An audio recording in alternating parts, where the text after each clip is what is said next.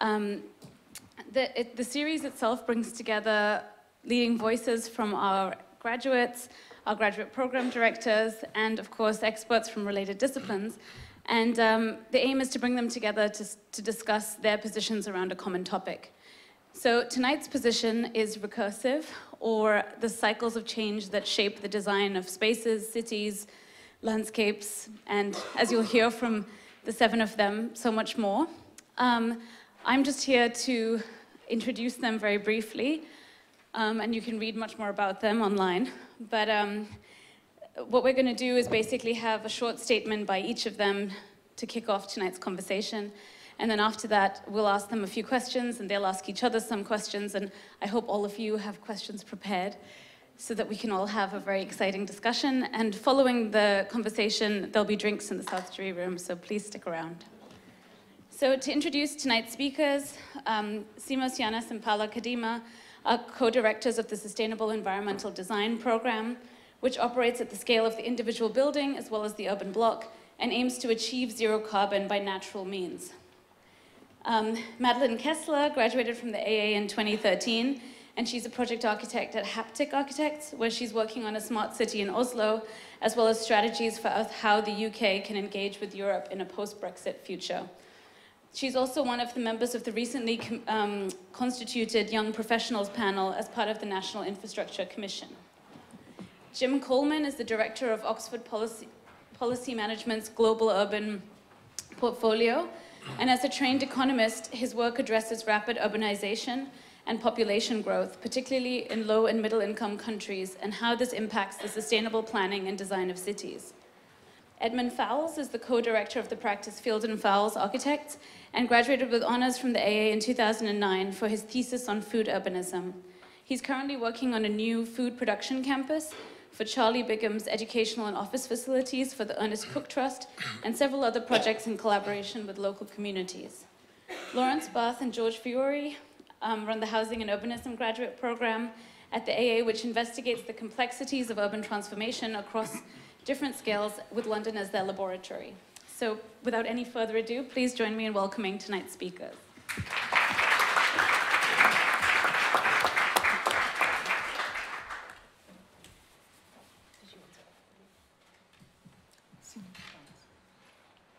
You're calling me?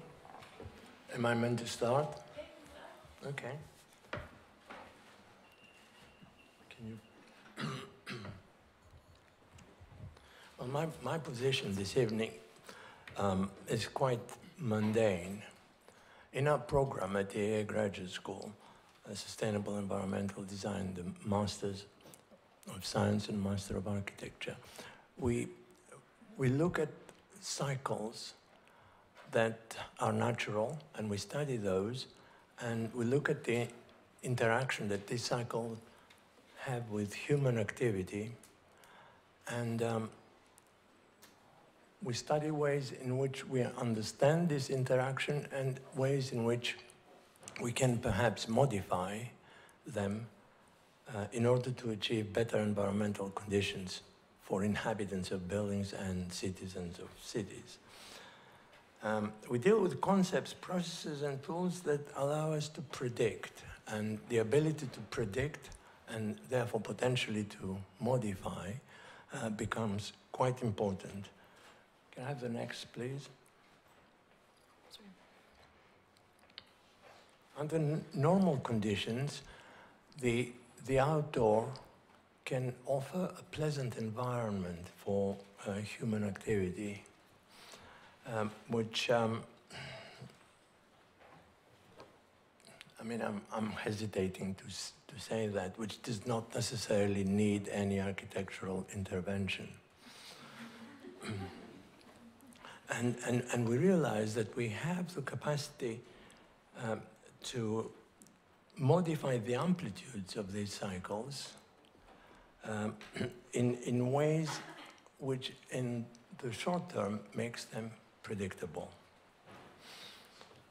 Next slide, please. Urban morphology is a climate modifier. It's a great climate modifier in combination with geography, weather, and architecture.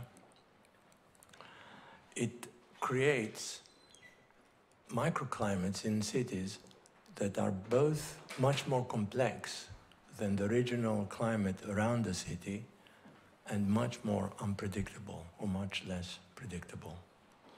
And this is one of the problems that we have to deal with. Next slide, please. Now, this slide, which I have found fascinating, and I would try to describe to you very briefly. It shows temperature measurements that were taken on one single week in January 1999 in 4 spaces of a building that you don't need to see the image of. What you can see is the results of these measurements. These are measured temperatures. The outdoor air temperature fluctuated between -3 and 10 degrees centigrade, yet the bedroom, kitchen, bathroom temperatures in the house remained very stable around 16 to 18 degrees centigrade. You can see the lines, the reddish line. In the same period, the temperature inside the dwelling's large attached conservatory, which is shown in yellow, fluctuated between 6 and 29 degrees centigrade. Remember, we're in fall winter, in a cold winter. So it's a great lesson on how architecture can change the climate by chance and or by design. So here we see one space which appears to become too hot, and others which appear to become quite stable at temperatures which are relatively low but tolerable. So people can survive in those temperatures and in fact adapt to those.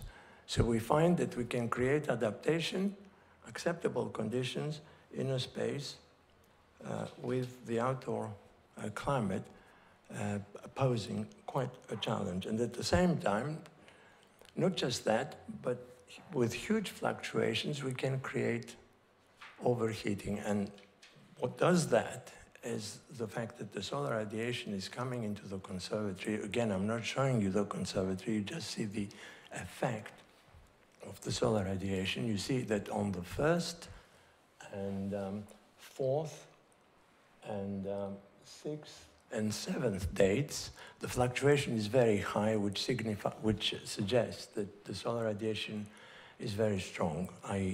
There were sunny days, whereas day number 2, 3, and 5, the temperature drops close to the outdoor. So we have a great lesson there about the fact that such things can happen, and in fact, we start to think about what it is that makes them happen, and perhaps how it is that we could modify the conditions to our liking.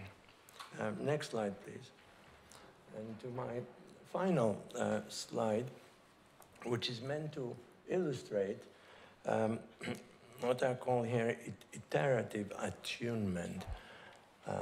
That is the use of dynamic thermal simulation to predict situations and to bring them to levels that we desire. And this is quite possible in most climates today, so that in fact we can dispose of mechanical heating and cooling and achieve comfort conditions by design.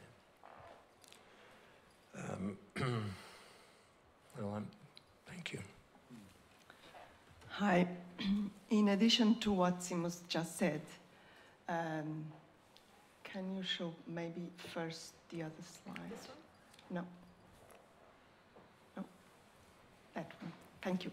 Another way of recursive approach to help in our design is to look back to history and to the past. And we use very often the lessons from traditional architecture to get inspired from some elements which have worked in responding well to the climate. And we try to use those elements and adapt them to today's technologies, today's new life new styles of life, and try to integrate them in our new designs. So this is another way of recursive design. No, that's, this other way of recursive approach, well, this image, I decided to bring it here twofold, two reasons.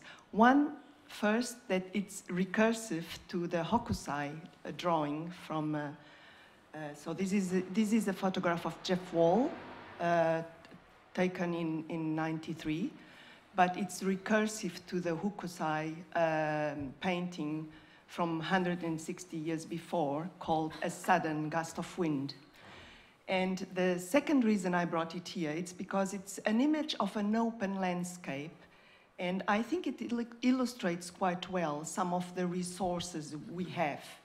And here I use the recursiveness in the sense of, from the Latin word recorrere, so to take advantage of, or to make use of, what the local environment has there to give us.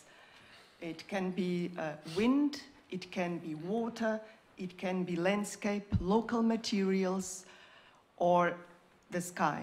I mean, there is no sun, but this is also typical here in London. We have over 70% of the days are overcasted or partly overcasted. So the sky can also make a lot of uses on the resources to integrate and to help in adding additional energy that we may need for running our buildings. And that's all, I think. Yeah, well, this is just another image which, in a way, just adds to what Simo said. So we use a lot of, one of the approach is to use recursive functions in our simulations to test the cycles of season. It can be yearly seasons, they can be weekly seasons or daily seasons, but also cycles of occupancy, an occupancy during the day, which can be different from another day or a week. On the weekend, we occupy different buildings differently. So we test and we fine-tune our design with the help of these consecutive simulations. That's all I have to say.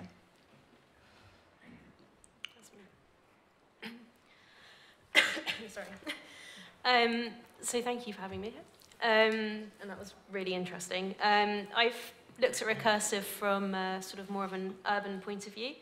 I think it's a really exciting title because when you think about successful cities, for years, the successful cities have been the ones that have sort of continued to evolve and change and adapt. But often they're sort of changing due to these repeated problems. And it's almost like we have this repeating cycle of problems that cities have to continually address over the generations. So for example, housing's always been a problem in cities. In the Industrial Revolution, you had like a mass migration of people creating a need for housing. After World War II, where the city was sort of demolished after the Blitz, you had a mass need for housing. Right now, we've got like another mass need for housing. So it's almost like we know that in the future, there will still be some kind of need for housing, whether that's about redefining the kind of way we're living or there's not enough housing, that will always be a problem. And you can also look at that in terms of infrastructure or transport or sewage. Like there are certain problems which sort of recursively always occur. And I think it's really interesting to think about recursive in terms of these problems that we know are going to occur, but we're just not quite sure how we're going to address them in the future. And that's especially interesting when sort of looking at the smart city, which is something that I've been looking at over the past year or so. And I find smart cities really interesting because it's an incredibly unpopular term. When you say smart city, people sort of switch off. They think of some really anonymous kind of dystopian, futuristic city, which is really cold. It's kind of got this, it's kind of synonymous with political jargon or an expensive marketing ploy rather than any meaningful urban advancement. But actually, a smart city at the core of it is just a successful city that's integrating physical, digital, and human interaction in the built environment to deliver a sustainable and livable city. And essentially, we're all already living in smart cities. And so this image here that I'm showing is on the left is kind of what people think a smart city is, but on the right is actually what a smart city is. I mean, that's a picture from Sheffield. There's an app called Sheffield Good Gym, which allows people to get together and run to places around the city and do bits of gardening for people or to help tidy up the city. And that's a functioning smart city. And I think there's a sort of real problem that people, there's kind of this miscommunication between what a smart city is that people think it is and what it really should be. And then also thinking about cities in terms of scale. So I think over and over again, we've seen this problem of people designing sort of really anonymous master plans and not really considering the streetscape.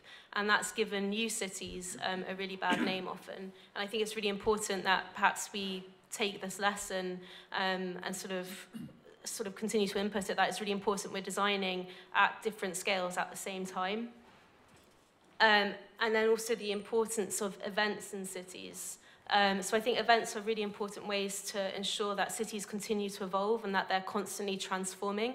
They provide a way to sort of test bed different ways of using sites, but also a place for people to meet and gather, and that very sort of human interaction, which I think, again, is often lost when people are just designing from a very big scale.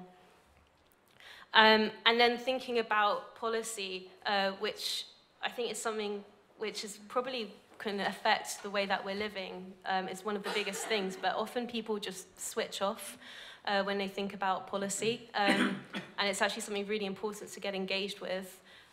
So I'm pretty sure probably none of you read the National Infrastructure Assessment, but it's super relevant. Oh, you did? Well done. It's super relevant to what we do, and there's some really exciting ideas in there, and it's all about trying to get the government on board to supporting those. And one of those is actually developing these principles for national infrastructure design, which is something which is so relevant, and I think we should all be engaging with more.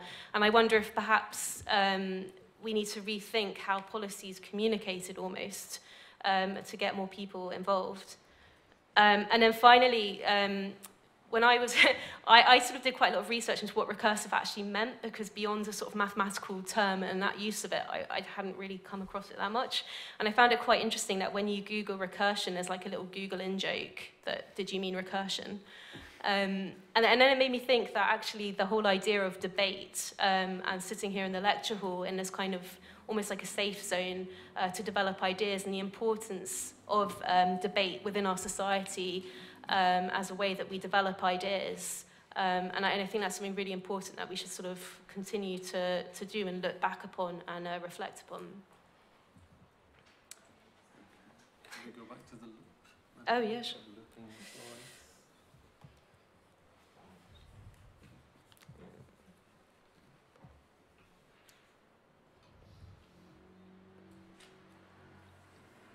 Is that looping?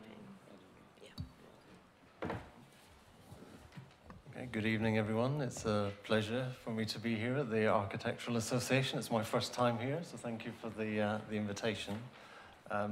So I'm going to talk about, I guess, one thing that to me is recursive about cities, and that is the fact that most cities in the world right now are basically getting bigger. Not all of them. Some cities are getting smaller. Cities in Germany, cities in Russia, cities in some other places are getting smaller, but most cities continue to get bigger. And this is a recursive thing. People move to cities because they are the places where the economic opportunities are, the places where your income can be higher, where you can provide more for your family, where you can have a better education, a better way of living, maybe.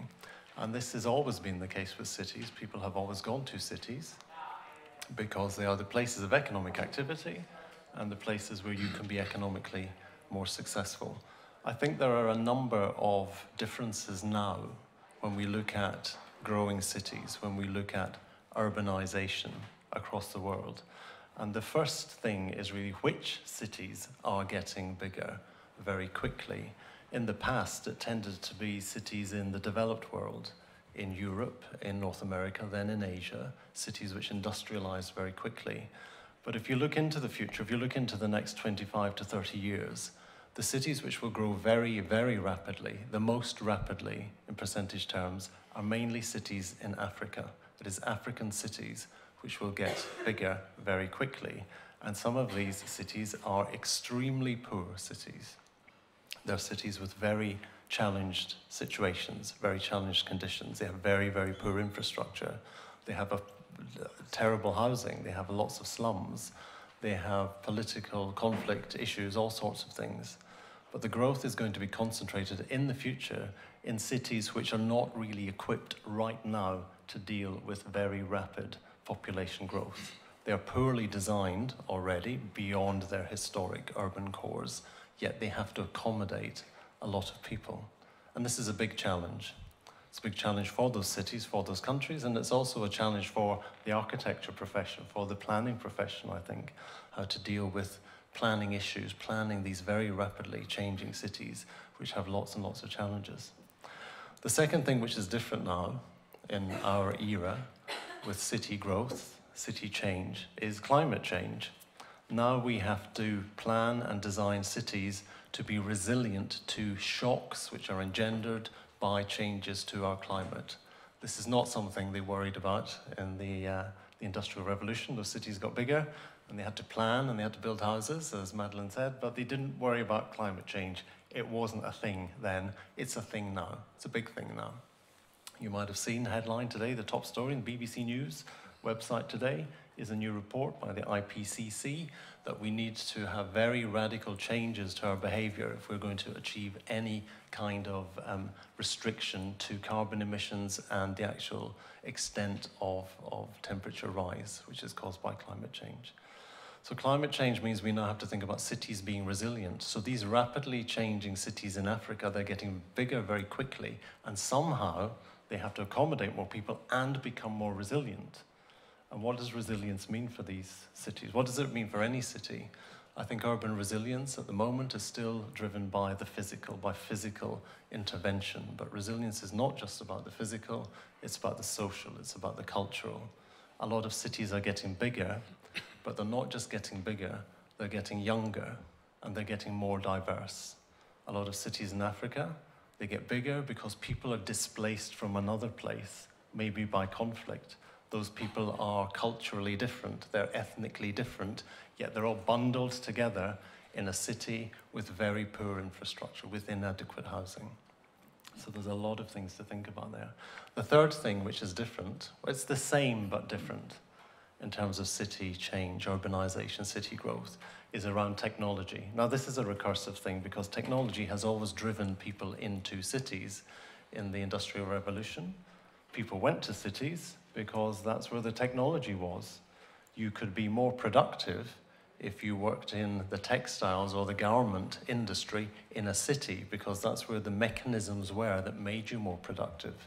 If you are more productive, your income is likely to be higher. One of the key theories in economics, for anyone who studied economics, there's a direct link between productivity and income. Your income can only really go up if you become more productive. So societies are more productive, generally incomes on average go up. That's what drove people in the Industrial Revolution into cities. Technology is again changing how people work, how we balance our work, our lives, how we balance different ways of making income. But the difference now is that technology is changing the types of jobs which are available in an expanding urban economy. They're creating some new jobs, some very high value, high skill, knowledge intensive jobs, but they're taking away other jobs, jobs which are maybe about basic forms of production, basic forms of service. In some of these rapidly growing cities, where the challenge is to get people into the labor market, into formal employment of any basic type, maybe technology is removing some of those jobs and therefore removing the opportunity for very large numbers of young people in low-income cities to get into jobs in the first place. The problem with technology is we do not know where it's going to end up. We do not know what automation and artificial intelligence will do to the jobs that we do. You're all a lot younger than me, I think, by looking at you. And you don't know what job you'll be doing in 10 years, 20 years, 30 years' time. That job doesn't exist yet. It hasn't been invented. Someone hasn't developed the app or the algorithm that's going to yield your form of employment in 20 years' time? We don't know. It's very difficult to predict. It's difficult to predict in this city of London, one of the world's most prosperous cities, one of the world's most organized cities. It's extremely difficult in some African cities, some Asian cities, which have more and more challenges. It's great to be sitting in front of an audience of young architects and planners, because these are problems that you guys will have to deal with. Now, if you spend your time doing large-scale urban development in practice, in private practice in the UK, odds on you will probably end up doing a project somewhere in a rich country, like a Gulf state, because in these countries they have finance, they have funding, they can fund urban extensions, they can fund newly planned developments, they can fund new cities. But in other parts of the world, they can't do this. So how can you bring your skills, deploy your skills in some of these places, which will change very rapidly, where the populations will grow, they become more diverse, they need to be housed, they need to have access to jobs that we don't really understand yet. How does that happen? How do you do that? Anyway, I'll leave you with that question. Can we go back to the slides?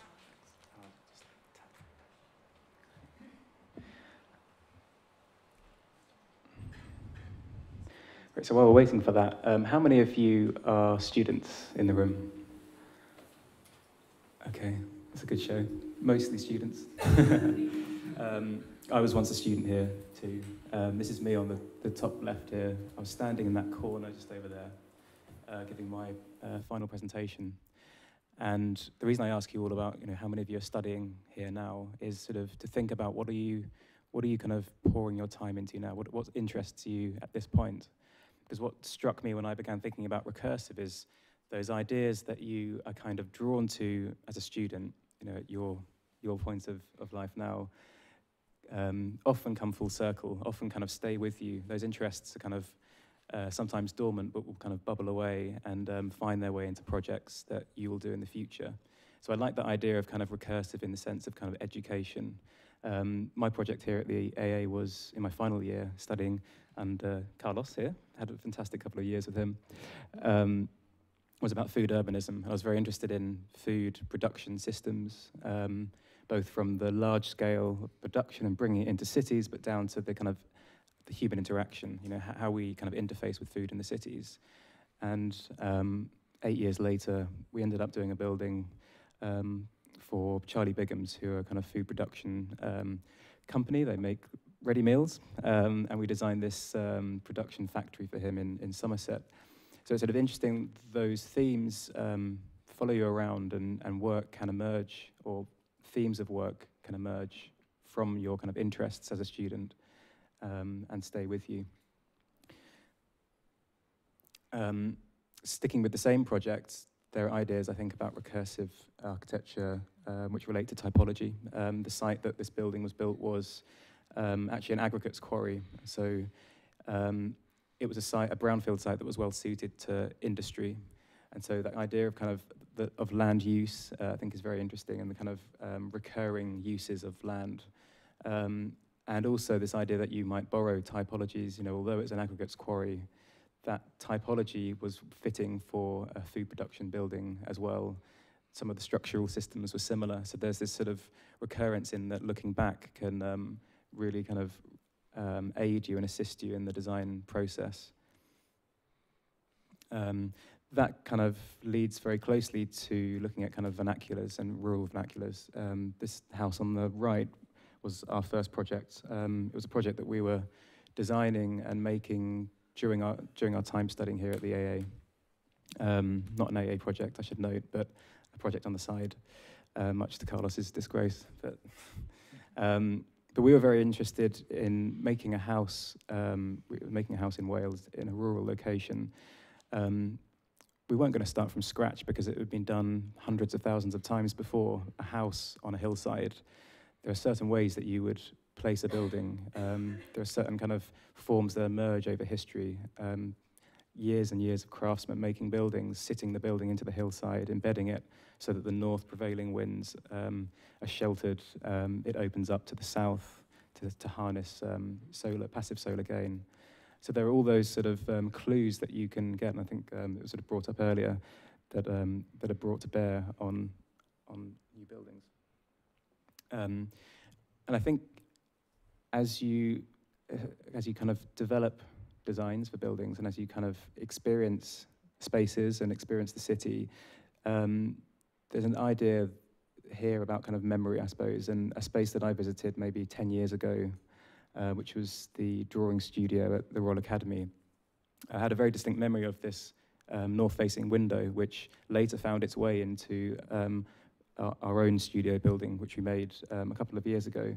That's both an environmental idea, but it's also a spatial idea, but it's also a memory. And I think these memories of spaces that you experience kind of collectively and will stay with you over time and may kind of come back to you as you put pen to paper and you design. So I think that's also an interesting kind of recursive point. And then finally, this pair of buildings on the left is a building we made a couple of years ago in Waterloo, which is a city farm. It comes back to that first theme about food urbanism, this interest in kind of how we use the land in the city. Can food become more sociable? Can we use food to generate kind of discussion about food production? Can we use it to educate children and so on? So this site has been a kind of test bed for us to kind of explore a theme that began here at the AA and has now become kind of a test bed here in Waterloo. But on this site, it's enabled us to make 3 buildings. Each of them are timber frames. Each of them has a sort of iterative, kind of recursive theme of being a timber frame and stepping up in its refinement, let's say, as we've learned more about the way that you make timber buildings. So it started with a pig shed, essentially. The second building was our studio. The third is this barn. But we're now working on a building for Cambridge University, which is a dining hall. Again, food related. What's interesting is that kind of recursive theme of making buildings, of making timber frame buildings, has found its way through all those projects and into this Cambridge dining hall. So I think coming back to that question of kind of, or that point about kind of education being a kind of recursive process, I think it's really important to kind of to choose carefully what you study here, because you never know what might come of it in a few years' time.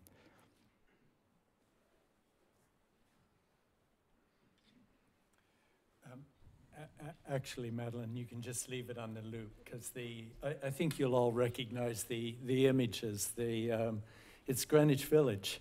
And, you know, of course, Greenwich Village has appeared over and over and over again in the kind of pantheon of places that one should learn from. So there was an argument, of course, between Jane Jacobs and Lewis Mumford about how one should learn from what happens over and over and over again in Greenwich Village. And in a way, the problem for the two of them is that it's an unresolvable debate. Jane Jacobs says that, you know, we should learn from the fact that there are these really nice small blocks there, and that so our blocks ought to be small. And Mumford says, yeah, these small blocks are nice, but so are a lot of places with big blocks.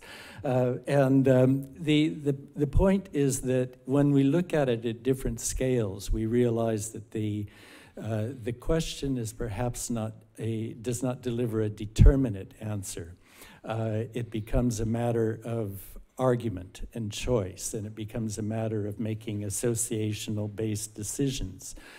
Now, this is where I think the recursive becomes interesting for the urban condition, because one of the things that we've been hearing is that we recognize that the cities are based on a recurring pattern, a recurring process, a recurring series of forces which are uncertain and unpredictable.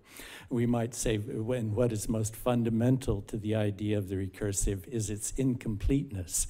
So originally formulated in Gödel is the fact that we will never see the complete system.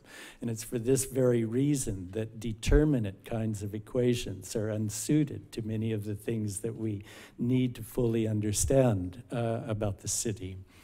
So in some ways, it was actually social scientists who first kind of recognized this. So Max Weber, you know, defined the city as something that was, in a way, the kind of crucible of permanent revolution.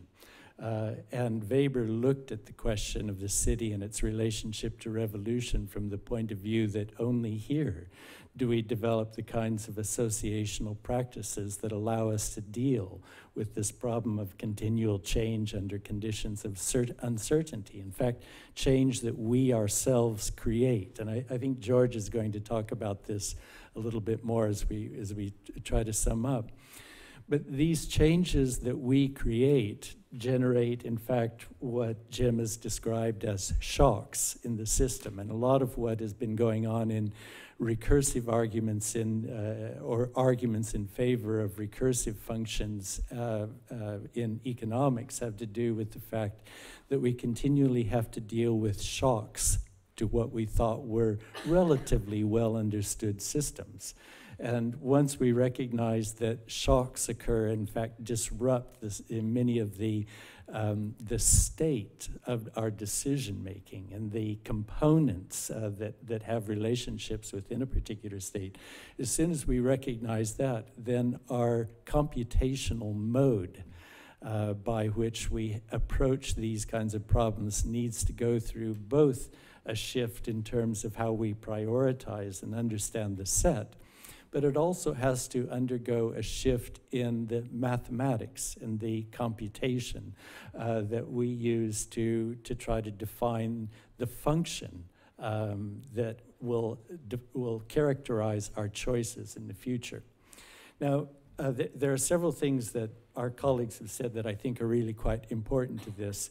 Seamus began by pointing out, his first words were, "This is going to be mundane." And in fact, this is actually one of the most important aspects of the way in which economists tend to look at the recursive function. Because what we're really trying to do is to understand very big picture kinds of processes, but we do it on the basis of micro foundations, where we actually try to experiment with the way in which things differ from one place to another, or different kinds of outcomes are produced through recursive iteration of what seem to be relatively similar processes. So when we're looking at cities like this, we can see that a tremendous variety of different outcomes occur from a process that seems relatively simply iterative.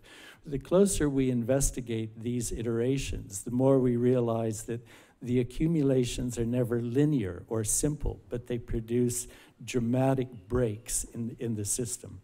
Now, it's for these reasons, then, that we might also gain some other kinds of knowledge from the social sciences. And the social sciences look at one of the fundamental solutions to the problems of uncertainty are rooted back in an understanding of the ethics and the politics of an associational life. This is why Weber looked at the city as such a, in a sense, promising set of institutions. I think that there's a kind of strange correspondence, if you will, between the way in which we might look at the city as a social scientific domain, and the way in which economists and others interested in computation might see patterns and states and variables that can be described in vectors. I think one of the position I would take is that we need much greater conversation around the relationship between the qualities that we're talking about and the efforts to try to establish computational vectors for characterizing possible changes. Thank you. Okay. I don't know if I'm going to be addressing what Larry said I was going to address, but let's see. We changed our mind about who was going first. But no, I was thinking, I'm going to make a very general comment, and I would like to start perhaps with two very depressing news. One Jim made reference to before, that appear in the media today. Perhaps just as a note of caution in relation to some of the things that the discussion on recursive raises. One is the report of the UN today on climate change, which makes a very bleak reading indeed. But perhaps the most frustrating thing is to see that what is being suggested, what needs doing, and Jim again made reference to some of those things, are things that scientists have agreed for over 20 years. And so I think one should ask ourselves why, time and time again, things that in some respects could be predicted, and some of the responses from a purely scientific, technological point of view were available, were clear, and nevertheless, we are far from it. No stretch of the imagination can say that we have moved along those lines. And I think this challenges a great deal this question of prediction and an action in relation to those predictions. The second, perhaps even more painful for me, and for a good part of my compatriots, you might know that yesterday there was an election in Brazil for president of Brazil, in which, surprisingly, and in many ways unpredictably, almost 50% of the population vote for a self-declared extreme right fascist. And this, a few weeks ago, seemed absolutely impossible. And we might say, here we go again, the Brexit, the Trumps, etc., etc. But the fact of the matter is that I was reading this morning an interpretation that makes reference to Steve Bannon and the Cambridge Analytica and the new, actually, recursive informational loops and systems used to manipulate minds. But I don't think that explains at all the depth of the transformations, the nature, the unprecedented nature of the challenges we are facing, which in many ways challenge our analytical categories, our no prediction models, and in some ways, perhaps what we need is to really think afresh in ways that far extend beyond questions of repetition and recursion. Processes that really challenge the conditions of laboratories. The question of climate change, again, to try to understand why we seem to remain quite paralyzed in dealing with that, has to do with factors that far exceed those predictions and the technological models to deal with those situations. So my general comment is, if we understand recursion, as many authors argue, that recursion basically occurs where a thought or a procedure is defined in its own terms, and then repeated in a self-referential, self-generative loop that keeps adding complexity. Is this idea of a process that adds continuously complexity. We can think perhaps, just as a way of looking at it, as cities being absolutely the epicenter of perhaps the recursion of all recursions, which nevertheless is interpreted in very different ways and with very different consequences in terms of action, in terms of work in the field of city making, architecture, urbanism, etc. Perhaps we can think of modernity as a long history, self-referential, recursive history, okay, at the core of which lies a process that is compulsively recursive, which is that of accumulation of capital.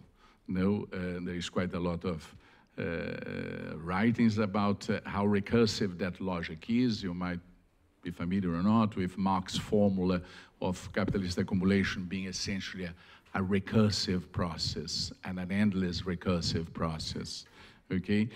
And a process that goes through crises, but at each crisis in the history of capitalism, the way forward has been escaping forward, intensifying the logic of the recursion. okay? And at the center of that are cities. Cities are part of this recursive loop of modernity, accumulation, urbanization. Okay? Now, that from a kind of modernization discourse is seen as almost limitless, virtuous, recursive process in the process of construction, of progress. You know?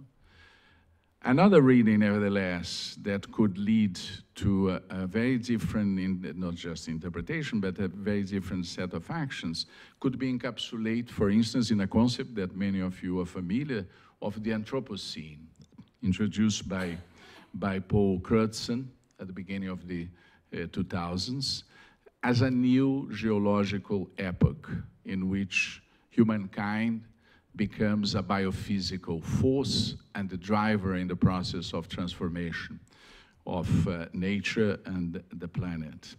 And the perspective of the Anthropocene is a thesis that is shared by most scientists and philosophers this day. There is perhaps a difference of opinion of what that means. A group of that are often referred to as eco-modernists argue that in fact is an epoch full of opportunities where modern technology and modern science can help to address the problems generated by the Anthropocene in terms of destruction of of nature and the depletion of nature and the planet. But most scientists and philosophers today have a very pessimistic reading of that and find that, in fact, is exactly this kind of compulsive, recursive, self-generating process of modernization, accumulation, urbanization that's at the root of the problems we face today. And that, in fact, we are approaching more and more the edge of a precipice that leads not to crisis because they believe that we are in crisis, lead to a mutation, a point of no return, a sort of no escape and no redemption kind of situation. Is a very different reading, okay? And I'm presenting this in very general terms, but I think if we think of cities as being at the center of that disjunction, then that in many ways frames our professional and academic practice, undoubtedly.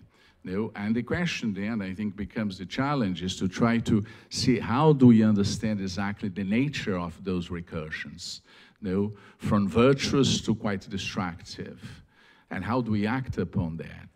And perhaps, in fact, I think there is a lot of mileage in the idea that the concept of recursive and recursions can be quite useful in that analysis, in understanding the nature and consequences of the current recursions, but also using the recursive, as many in the literature suggest, as a tool of analysis, as a tool of experimentation, and some of the things that you're suggesting here point in that direction, as a tool to try to identify possible alternatives, self-generating, self-propelling processes and loops, that can be virtuous and can open up alternatives in between those two extremes of ways of understanding the recursive nature of modernity and capitalist accumulation. Okay, so I stop there and I put that for our discussion and see how we can look at those issues. Thank you all very much for your statements.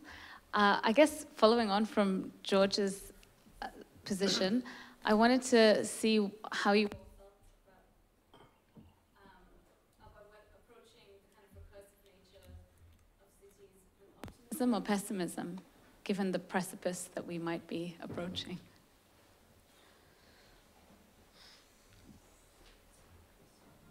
Shall I start? Yeah. I'll start. Okay. It's on. Am I on? Hello? I think you should always be optimistic, as a rule. You must always try to be optimistic. I think one of the things that I took away from George and Lawrence's words here, I think one of the things that underpins the recursiveness of cities and the extent to which they can and cannot achieve what they want to achieve is really the politics of the city. Sometimes it's not the politics of the city, it's the politics of the country, as you've rightly pointed out. And politics is also recursive. In democratic countries, it runs on 4 and 5 year cycles and rarely sees beyond that. And every 4 or 5 years, politicians reinvent things. They don't like the things the previous guys did, so they invent their own version of the same thing. And I think there's a constant struggle for cities, the actors in cities, whether they're political or non-political, to try and get beyond this cyclical nature. This particular recursion is not helpful when you have to deal with big problems. And there's a constant, cities are always trying to become more autonomous, either explicitly or implicitly, either politically or non-politically. And they're in a constant tussle, I think, with national government, because governments don't want their cities to be too powerful, because then that's a threat to the national government. Yet cities are generally getting bigger, and therefore as contributors to the national wealth, they're getting bigger. They're more and more important, but national governments don't want to give them too much autonomy. This is the case in London, for example. The mayor of London complains continually he doesn't have enough fiscal autonomy. He can't raise taxes. But the national government of the UK is never going to let the mayor of London raise taxes because they want all the taxation from London to pay for everything else in the country. So the mayor of London is never going to get that. But I think there's this constant political, cyclical recursion that also interferes with our ability in cities to try and achieve things. And I think you should always be optimistic, but I think you need to be realistic about how far the political and the organizational structure of cities gets in the way of our attempts to change the physical nature of cities or to improve the physical nature of cities. Yeah, can I? Follow on from that, the next talk in the series is on this topic of autonomous, so it's like I couldn't have planned it better myself. But George, please continue. No, what I was going to say, I agree with Jim. It is obviously it's about finding, in an optimistic way, finding ways of generating kind of scaling up quite virtuous, positive, optimistic ways and alternatives to those extremes that we were talking about, as encapsulated in the concept of the Anthropocene, for instance. But I think you touch on a crucial question, is perhaps the most important one, which is the politics of all that, and how difficult it becomes to actually model and control those variables. Politics is an absolutely essential part of the recursions, but make it much more unpredictable. And the literature, in fact, very interestingly, on recursive governance and recursive systems of political communication point exactly to that, how unpredictable the whole process becomes. And so I think that's the challenge. We are talking about recursions, and the concept of the recursive is used very much by exact sciences, mathematics, the computer sciences, logics, linguistics, etc., but often in a much more loose way in social sciences, but referring to processes that far exceed those that we can control technically. That's why I refer to this, going beyond the logic of the laboratory, and how to understand the nature of the recursions we are inserted and engaged with, and how to find alternatives in an optimistic way, obviously. And it is very difficult. It is very difficult and becomes quite unpredictable. Now, that's why I was starting with this thing of what happened in Brazil, but we could say the same happened here, it happened in America. It was completely unpredictable, and it is nevertheless a reflection, I think, of totally unprecedented things, processes, that are of extreme complexity that cannot purely be explained by recursive informational systems, for instance. There is something much deeper. And the resurgence of nationalism, the return of fascism is just a repetition of what happened in the mid-20th century. No, this is the question. That's where the complexity lies. It's a much more complex combination. And to equate Trump with a fascist president of Brazil has nothing to do, because Trump is associated with a political economy, with an economic strategy and economic policies that are exactly the opposite of what the fascists in Brazil present. So what at surface appears as just a repetition, unpredictable repetition of something, of this resurgence of a nationalism, but it's an extreme neoliberalism and a sort of fascistoid nationalistic discourse. So the complexity is such that I wonder sometimes if the recursive as a tool of analysis and experimentation really proves to be an useful tool. Okay? That's why I started with those very pessimistic news, because I think they call for something that's outside the box, that really is breaking away from categories of analysis and professional practice that have been inexorably shaped by the logic of modernity and discourses about modernity, development, growth, accumulation, etc., etc. Okay? And perhaps we are facing something that is much newer than what we knew before.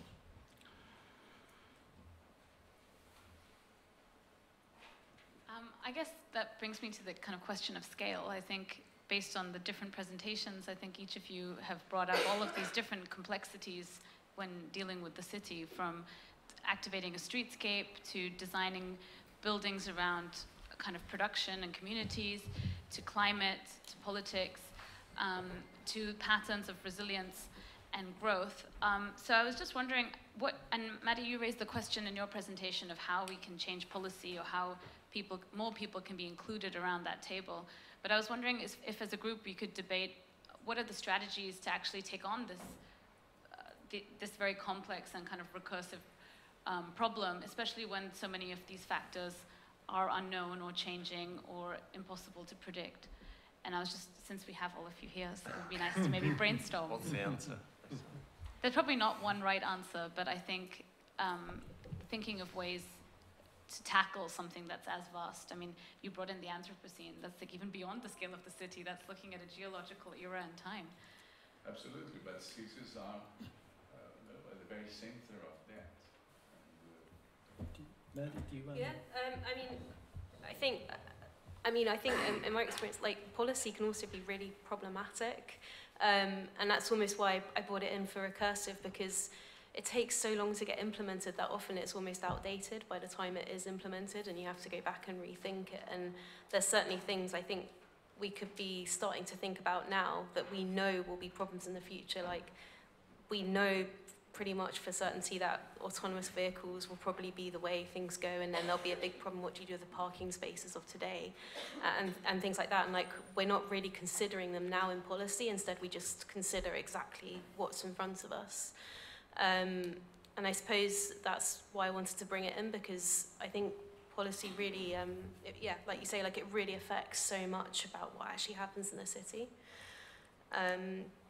I also just thinking about your previous comment with Recursive, it's almost like we need to rationalize things that are happening, and maybe Recursive allows us to do that in order to sort of take in what's going on with these cycles of change, even if it perhaps isn't exactly the right term or what's going on. And it just sort of made me think, I wonder how it is that we can almost take in what's happening in the world. Sorry, I mean, two different things. You began by asking the question of scale, Yeah. and part of the reason why I included the scalar differences in the slides was to point up that problem. In a sense, if we come back to the sort of Jane Jacobs game, in a sense it starts with the proposition neighborhoods ought to matter.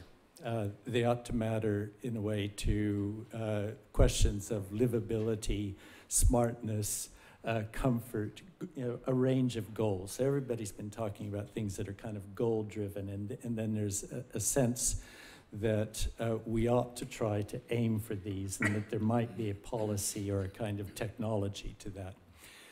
What I find really interesting about the recursive formulation of things is that it is defined precisely by its opposition to something that is determinate. In fact, the way that recursive functions are characterized is as creating a field of choices wherein we may not be certain about the outcomes of the choices because of the incompleteness and uncertainty that rules. And so it's a stochastic environment where we make sort of decisions on the basis of probability, knowing that all of our predictions will be wrong. Yeah. Right? Now, it's in that if we know in a sense that what we're trying to do is learn, in spite of the fact that all of our determinate predictions will be wrong, then it comes back to the question of on what basis do we flexibly learn? And what's the nature of the associational patterns that allow us to learn? Now, to me, I think what we suffer from a lot of the time is that a lot of our policy making is based on the notion that we ought to be living in an environment of determinate functions. And so when, even today, even though it's quite palpably untrue that smaller blocks are always better, we continue to try to generate policies that would uphold Jane Jacobs' version of things rather than looking for Mumford's more intellectually curious understanding of the nature of the problems that we should be looking for. And so I think this is one of the big challenges we have, is to change our point of view about what should drive policy and what should drive learning. Yeah, sorry, just adding on to that, I think often it's very disjointed as well, and there's not really enough conversation happening between sort of the broader spectrum of people. So I know the National Infrastructure Commission are now, they're doing a report on planning infrastructure with housing, because no one's ever looked into that before, even though it's really crucial that they are actually planned together. And I think perhaps that's something that we need to do more of, is opening up and broadening the conversations between different disciplines. But I think to use, again, the example of Greenwich Village, I think the problem of scale and scaling up and articulating the multiple scales of the city region, etc., is exactly that when always search for this simple, repetitive way of replicating quantitatively, a certain logic, which is often associated with a certain recursion. When in fact the fundamental challenge to scale up is the change, not quantitatively, but qualitatively, of the city, which by definition involves a multiplicity of systems operating with multiplicity of dimensions, articulating multiple scales, where one is dealing by definition with multiple recursions. Now, how to understand from within the moment and the context which are they and how do you articulate those things? This is the big challenge, I think. And in terms of teaching and working with students on that, and how to identify those different logics and how to articulate those different processes, multidimensional, multisectorial, multiscala, is very difficult. But I would add in relation to that another very interesting challenge for the spatial disciplines and design disciplines is how to unveil the logic of those processes, not just by using other disciplines, anthropology, sociology, economics, but can we use design itself as a tool of analysis that helps us to understand what are the recursive processes in operation in each system, and understanding how can you articulate those processes to gain a scale. So scaling up and multiscalarity becomes absolutely connected, but there is no possibility of doing that purely by replicating one particular recursion. Even if that could be an interesting recursion, but the moment you try to reach the scale of the city, it lost meaning. Repeating Greenwich Village ad infinitum is going to lead nowhere, to a nightmare, actually. Let me add in something. I think the discussion of scale is partly around adaptability, I think. And that occurs on different levels and is scaled to different levels. So there's the adaptability of the city as a system, as an entity, which is partly about its physical nature, its physical ability to respond to shocks and to changes. But it's also about the governance, it's about the organizational system, it's about the the philosophies and the ethics of the organizations that help to run the city, and how adaptable they are, because you're quite right, nothing is deterministic. You need to be able to adapt quickly to things. If you base your models on a deterministic outcome, you will fail, because it's not real, it changes. But I think there's a need to balance this adaptable capacity on the part of the city itself, with also the adaptability of the citizens, and our own adaptability as people within the city to adapt to change. I think one of the challenges with modern economic systems, I'm an economist, so I'm partly to blame here, is the industrialization of all sorts of processes, whether it's industries themselves, or whether it's the food production process, or whether it's the construction process. Things are industrialized, they depend on global supply chains, they depend on just-in-time processes, and if something fails somewhere, away from you, far, far away from you, your system is suddenly going to break down because you don't know how to respond to that. So there's a need to think about how we as individual citizens are able to adapt. And Paula and Edmund both talked about something which I think is quite important when you think about the construction of the city, and it's really around vernacular architecture. So in the past, people built houses or dwellings with whatever material was around them, and it was a natural material, so it responded to their natural environment. But now everything is industrialized, and I was involved in a very, very big book about vernacular architecture, which is a very interesting thing to look at from an economic perspective.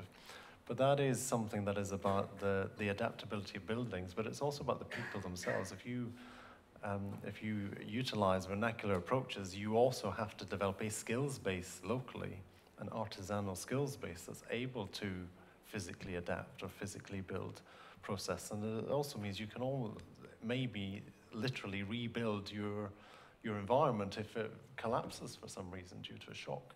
Industrialized processes possessed by some other entity don't allow you to do that. So I think scaling is also about adaptability, and the city's adaptability and our own citizen-centric adaptability. And I think this is directly related to the issue you raised before, that I think becomes very, very important.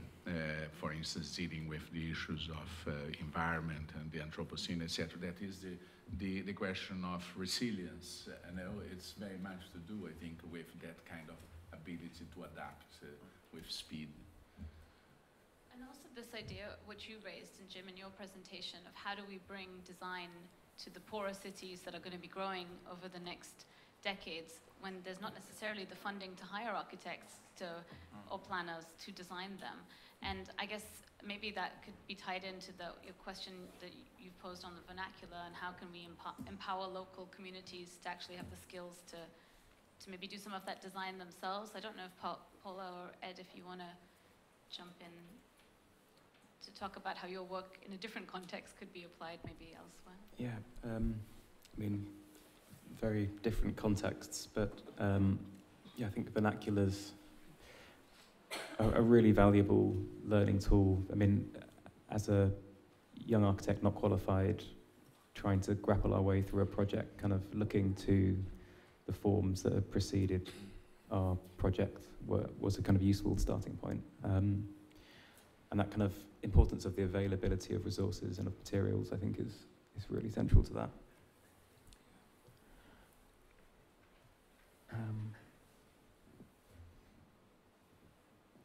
I think how you translate that, though, is really sort of challenging on a bigger scale. This idea of sort of scaling up ideas that might be practicable at a kind of one-to-one scale, at a singular scale is one thing, but when considering these sort of grander questions, I think it's very challenging for architects. I think the points raised earlier about kind of getting more involved in policy are really interesting, and I think quite often framing the question carefully enough is a really important aspect of that. So, for example, the housing crisis. It's called the housing crisis in London. Is it really a housing crisis, or is it an economic crisis? Like, there are houses, we know how to build houses, but the issue is that they're not affordable. So is that not a kind of slightly different challenge? And our architects, I mean, architects in the traditional sense don't have the power necessarily to intervene there. I mean, we can come up with wonderful solutions for how to fit more units of dwellings into a small amount of space, but that's in a way not solving the problem, it's just sticking a plaster on.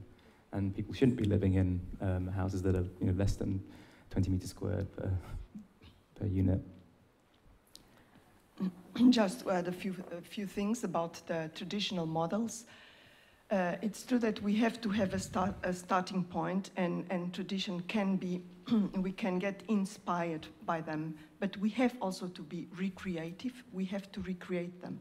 We have been talking about processes and about iterative, recursive processes, but what is it that, why then some things don't go well? Is it that our equation, we are doing something wrong on the equation, or is it that we are purely using just an iterative process which can go on and on and on for loops? Or is it that we should rethink our starting point and our model, our first model, and then from then apply this recursive process? So I think also it's important, just to add to the discussion, what is our base case for continuing these processes? And sometimes you can get inspiration in tradition. But but in relation to that, it's interesting because it's really, the concept of the recursive is interesting. Exactly because it's not just an iteration, it's not just a repetition, it's this idea of the growing complexity and the gradual transformation in quality that starts happening through recursion. But I think linking back to Manisha's point about scale and replicability and scaling up, I think something that with Larry in the work we do, we have discussed a lot, particularly in relation to innovation environments, innovation clusters, etc., and how to replicate that, how to plan that, how can we design for that. And text that Larry knows very well and has worked with by Nikos Komninos, a Greek guy that has written a lot on innovation and cities. What is interesting is that he says that those processes of innovation, those virtuous recursive processes, happen in ways that often are totally unplanned, unpredictable, in a very absurd manner. And he argues that, in fact, when we unveil the nature of those recursions, it is already too late to try to replicate. So that adds still more complexity. So it's not just to unveil and then you repeat that. It's exactly that the complexity, the new dimension of those processes, everything that's at play, happen in quite a chaotically and unpredictable manner. And when you understand what actually happened, it's too late to repeat. So it makes even more difficult this question of the scaling up to simple replication. I just wanted to take this opportunity to open it up to the audience. If you have any questions, just raise your hand. I'll bring you the microphone. I have a comment really on the way George really has phrased things. I think that it's interesting that you have that conviction that the city is a key factor with the Anthropocene, or thinking of things in that way. But in earlier discussions on the Anthropocene, the word architecture or architect was always included in this conversation. And it seemed to me very odd that we could have the conversation about the Anthropocene and its consequences without the word architecture.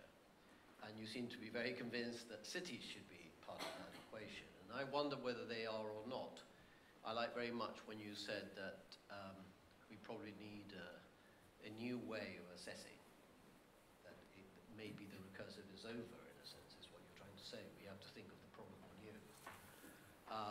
And I think it really raises some questions, because I think the fears that you expressed as well, are we that relevant in terms of space making? Was one of my questions. And I think it's a good time to really begin to understand that, even in policy making.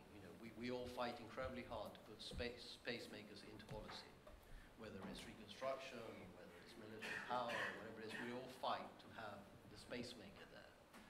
But I think it really does raise some serious questions whether the space making is actually relevant or not. And I like when, Ed puts it very simply, it's not a housing crisis, it's an economic crisis. And I think the chains of production that you mentioned are well beyond the scope of the cities and so on. You mentioned smart cities. Well, they absolutely they're insignificant compared to these global issues. So I think I'm in agreement with you. I'm not so sure about the cities, but I think actually that big issue is very important. It's global. And I think a lot of the political issues that have arisen that you talked about are the same. So in many ways, I feel that the two initial speakers are talking about actually the environmental issue that we're in. We're actually trying to look at those things from that point of view. And I think that's very smart. I think it's very smart. I'm not sure that the planners and the architects, just to call them that for the moment, in a sense, are being quite precise enough about what the problem is. Could I follow up on that, Manoj?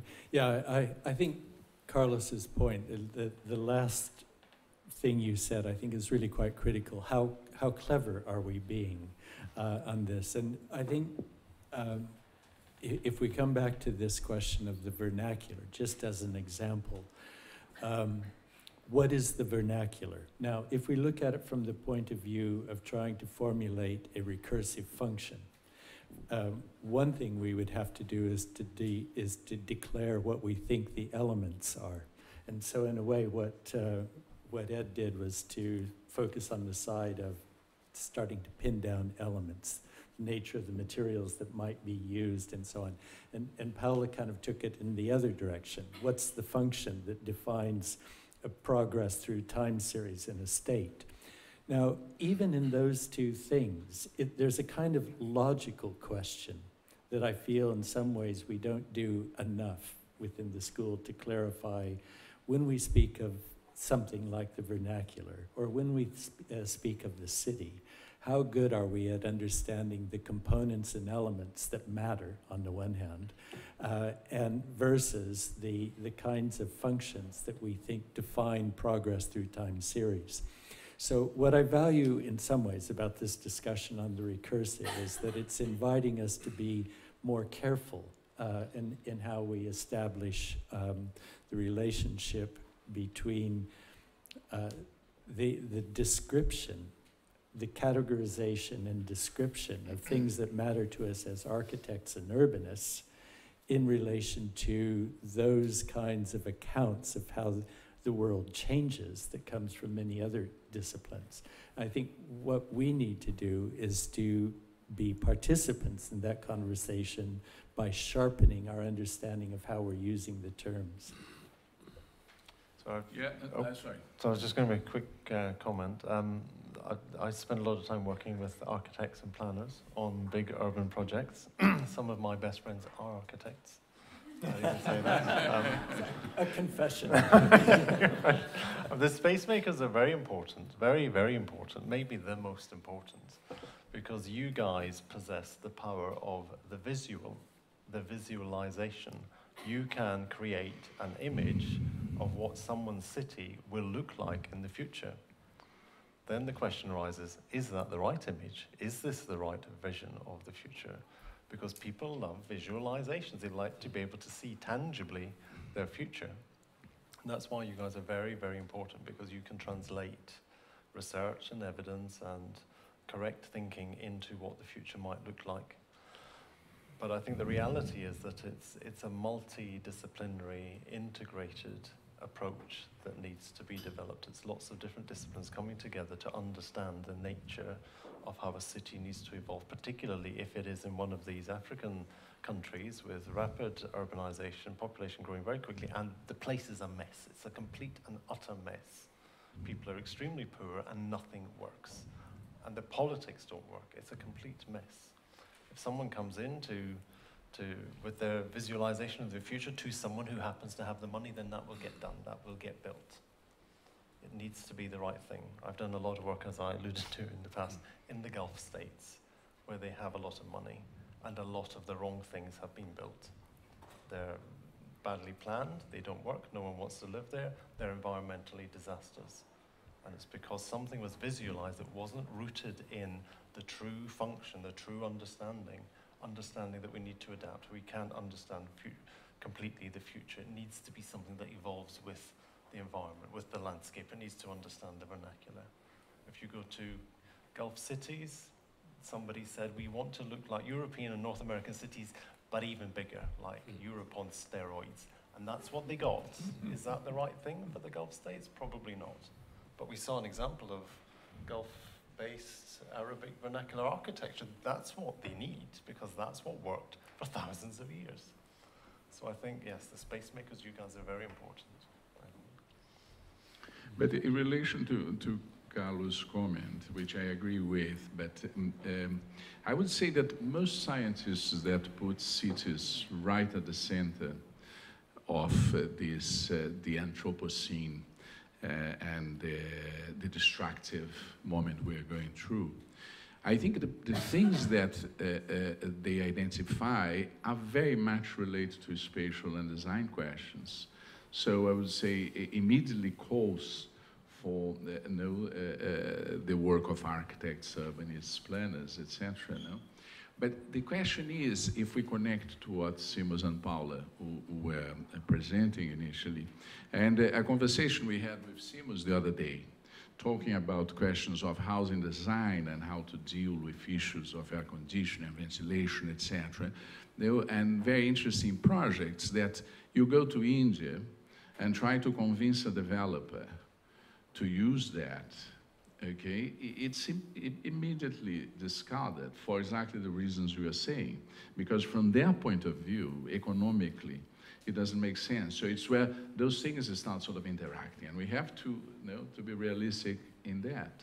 And I think that's also what I was trying to emphasize initially, is that there are many things that from a technological and scientific point of view, we might have under control. But the economic interests at play, this argument, for instance, of Latour and Isabel Stengers, etc., that the era we are going through is one of winners and losers, and there are very powerful and conflicting interests, permeate entirely our practice in the field of spatial disciplines, design, etc. And we have to put that into the equation, and that becomes less predictable.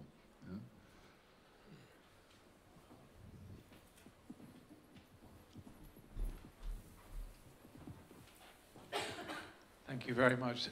Very big topics for a very late night, huge topics. I just wanted to ask Jim, we keep talking about policy, but what you're talking about in Africa is no policy. Yeah. So it's just an open question. Do you think no policy, chaotic urban city growth in Africa could actually prevent the destruction of their natural world? If chaotic growth can prevent destruction. Is that your question? Is, we know that population growth is one issue that's never really discussed.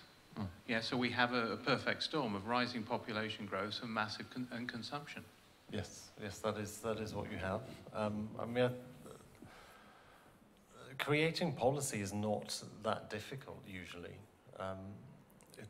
There are policies and guidelines for all sorts of things in terms of development all over the world. It's the implementation and the consistent implementation of these things, which is the challenge, and that comes down to the capacity and capability of whatever entity is in charge of a city. Now, sometimes the problem is that the national government doesn't enable a city to have enough autonomy in the application of its policy. Sometimes there's too much autonomy. There's always a balance to be struck.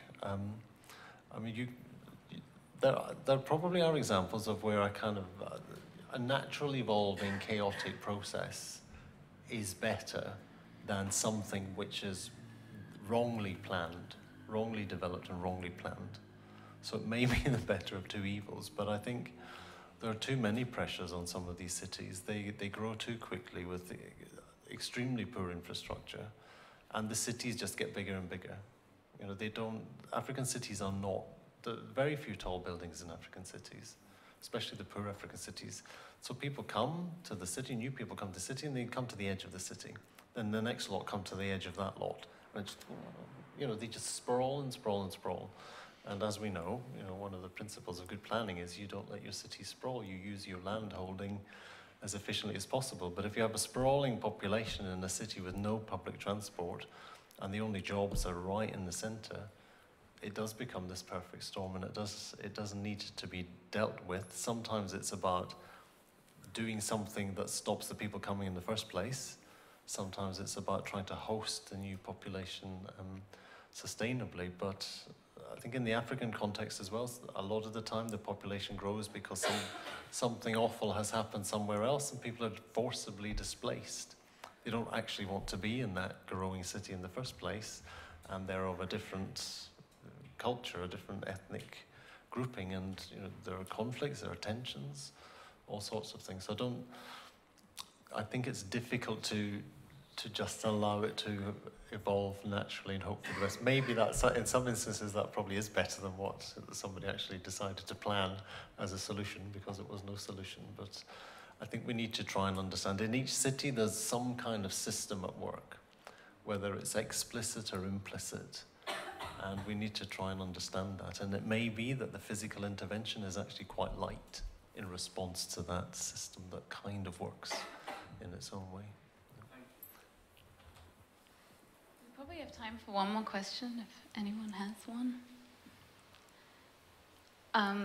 Otherwise, I have a question. So I wanted to pick on something that, Ed, you said in your presentation, because you started with you presenting your diploma project on food urbanism, and then you showed the kind of recursive nature of ideas and how that kind of leaked into the world of practice and the project that you've been working on now for the Charlie Bigham's Center. And I was just curious, I think something also that George said about how, with talking in the context of climate change, how can ideas leave the setting of the laboratory?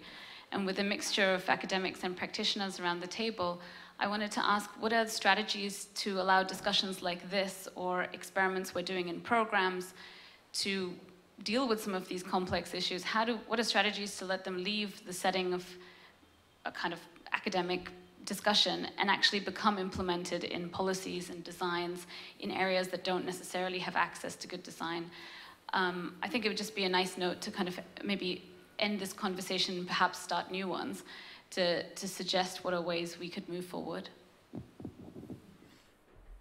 I think that there is a feeling as an architect that you are quite powerless to have an impact on a huge scale, on a global scale.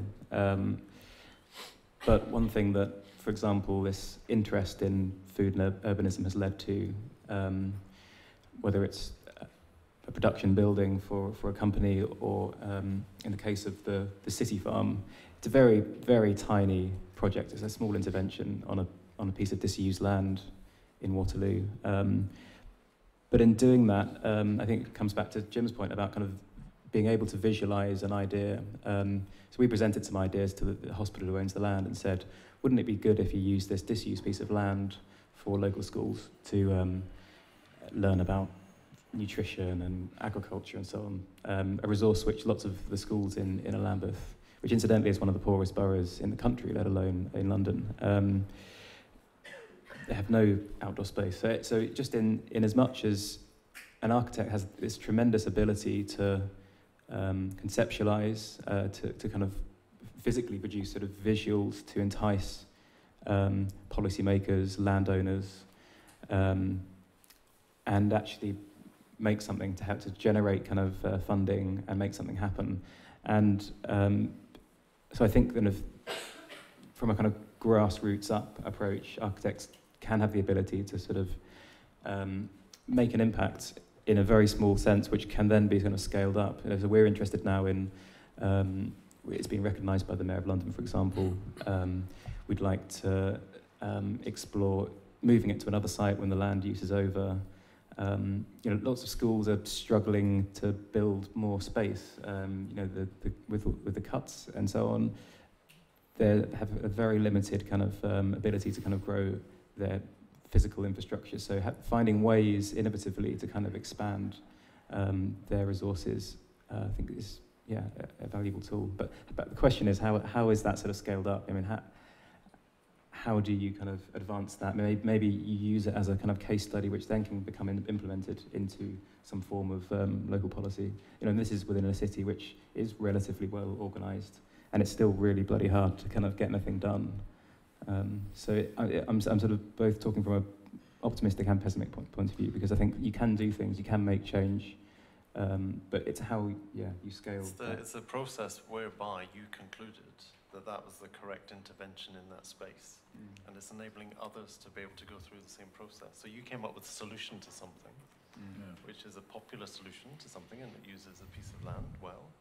But the thinking process, if that skill can be embedded in other groups, then that is something that's, even though you think it's a small intervention, actually the journey that you went on, if others can go on that same journey, I think that makes a difference.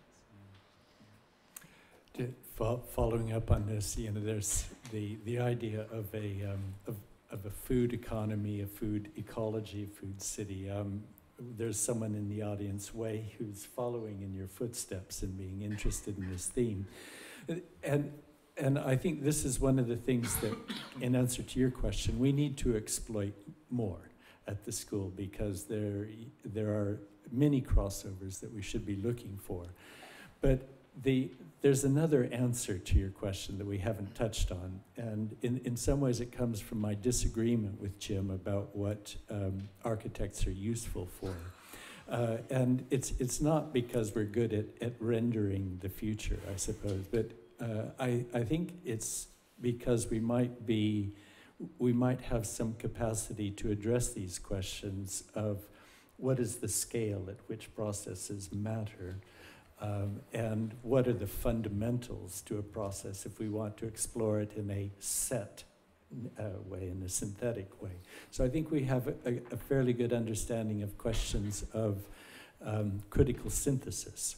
And I think that's probably what, in fact, enabled you to feel like you had a strong grasp of the food systems that you were looking at. Interestingly, I would think what this points toward is less a kind of site focus, and it's more almost about the promiscuity of the application of our ideas that we should really be exploring. And an example of this, one of our graduates from last year decided that while it might be interesting to look at the scale of the neighborhood, the over-focus on street culture was clearly wrong. And that what we really needed to do is to think much more about changes to the insides of multi-residential housing, and most fundamentally to the service provision associated with neighborhood living. Now, that led her to kind of completely, to introduce something that would have felt rather alien in London, but she argued for it in a London case. Now, she was hired, or offered jobs, I should say, in London, but couldn't obtain a visa to stay in London, so she went back to Beijing, where, in fact, her ideas are being used not for a central city London environment, but her ideas are now being used in the rethinking of peripheral Beijing environments as they try to consolidate new understandings of well-serviced residential environments that have characteristics of compactness, walkability, aren't based on street life, and so on. So it's this recognition that by understanding the fundamentals, we may have something to apply in a wide variety of cases, and that we should be talking more widely about the fundamental themes that are driving our explorations of the, in a sense, the goal-driven nature of our problem solving. Can I add something to this? I think, well, we need to be able to communicate with our students who are coming here from many different countries and then going back or staying here to be able to implement what we teach them. And I think that the scale of allowable interventions might be small, for various reasons, one of which is that the full complexity exists already in a very small scale. And so even a very small scale is difficult to deal with. But then we can multiply the intervention if successful. And the cost of failing could be small for a small intervention, but if it's successful, we can multiply it many times. And there can be many of us multiplying it. We've got thousands of students coming out of here. At the grassroots level, vernacular architecture offers a model, but applying it like it was is a non-starter. In fact, it would be much more expensive than a contemporary building. So essentially, we're not applying we're not going back to vernacular, we're trying to extract the principles underlying it, environmental and other, and build on those at the grassroots level and then multiplying those. Coming to the developer that George mentioned, we have to have enough technical knowledge that allows us to be able to create several options to offer to the developer as part of a negotiation. We want to gain something out of them to apply certain solutions that we consider have social and as well as environmental architectural advantages. We look at our lexicon of possibilities and we offer what we think will allow them to give us back the thing that we wanted. And again, we can multiply. I mean, I don't think that it's possible to make a huge intervention on anything anywhere. But I'm certain that we can make a huge difference with this multiplication of small interventions. Yeah, I just want to say, I think this is a really good question. How do you bring the conversation out of this room? Because I also think architecture can be an incredibly sort of insular profession where everyone just sort of socializes with other architects. And especially once you leave university, before you know it, you're just in this world where you're just designing door details endlessly and you kind of forget the bigger picture of the conversation. And I just think it's really important that we as architects like continue dialogues with other professions. You know, we've also got, I think, I don't know any other profession which is so critical of its own profession as well. You know, like the Carbuncle Cup, for example, like voting for the worst architecture building of the year. And, you know, all the other professions sort of help to promote themselves and aren't so scared of having dialogues with people who might sort of have contradictory opinions to them. Like, why are we so scared of sort of being seen as too commercial, for example? When in fact, if we're in dialogue with developers who have the money and then perhaps we can work with them to give something back to the community. I mean, it sounds a bit cheesy, but I just think it is a really important question that people sort of are too quick to sort of consider properly. And I don't know what the solution is off the top of my head, but I think it's just something we should really all think about. I think it's a really good point. Yeah. Something I've drawn from this evening is this idea of, you know, we can learn from recursive processes and look at patterns and so on and kind of use recurrent processes such as vernacular architecture to develop our understanding of a problem or a situation. But I'm not sure who raised this point, but kind of the idea of kind of introducing, I think it was George, a kind of a disruption to the recursion or a kind of a sort of friction to the process. I think it's important that one of the roles of an architect is to insert that friction to a process. I think it was Daniel Kahneman who was talking about kind of group working and group mentality, and when you get into a group, you kind of tend to want to work in groups where everyone has the same opinion because it feels really smooth and easy.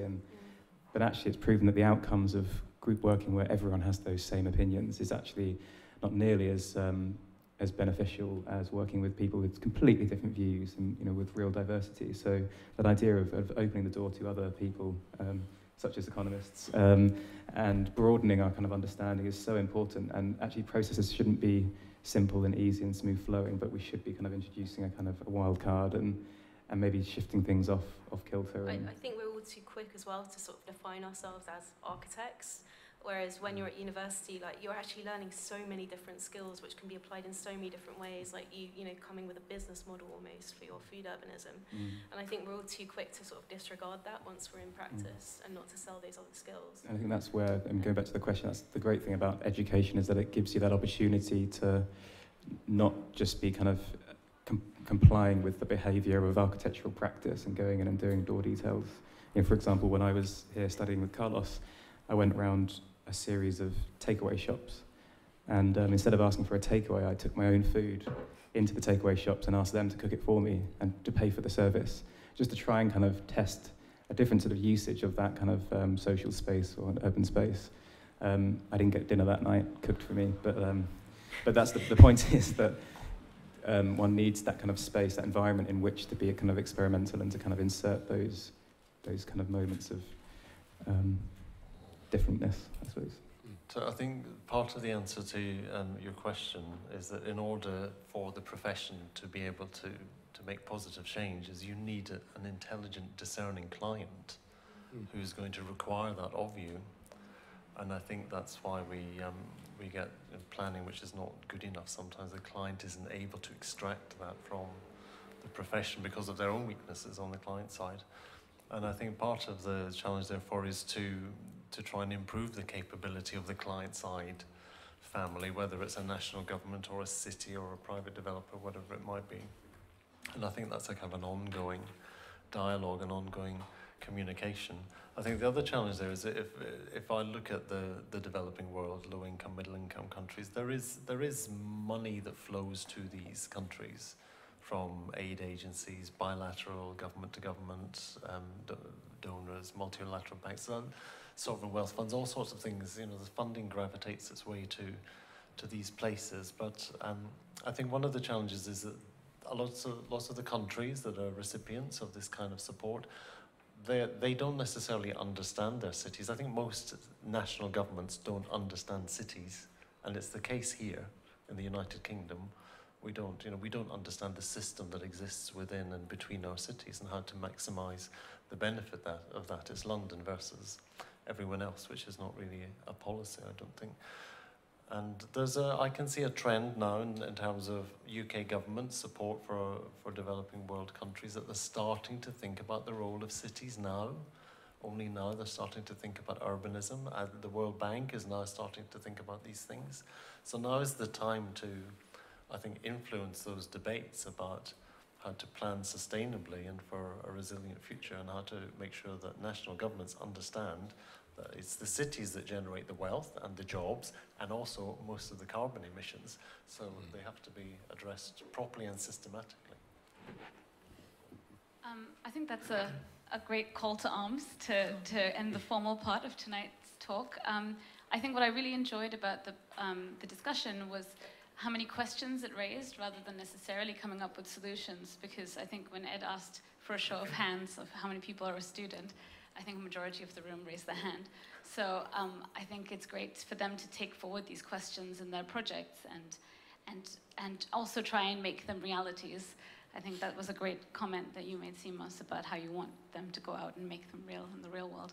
So thank you all very much. And for everyone in the audience, please come back on the 22nd of October for the session on autonomous, where we'll hopefully kick off with the question that you've posed tonight, Jim, and whether cities can obtain more autonomy.